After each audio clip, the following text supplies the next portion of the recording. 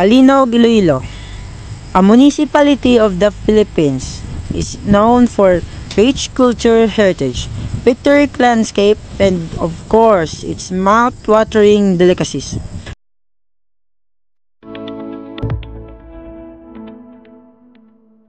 One of the famous delicacies that stand out is their banana queue.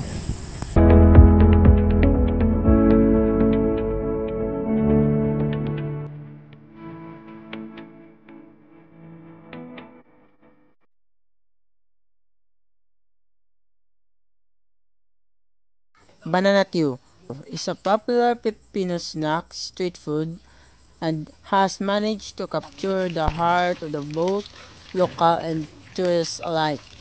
It is a Filipino delicacy that is best when served with your favorite ice cold beverage. They are usually served in stick, but they can also be served without.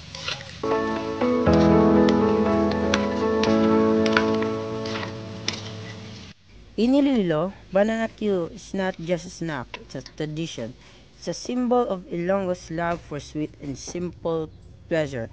It's a testament to their resourcefulness and creativity in turning a humble ingredients like banana into delightful treat.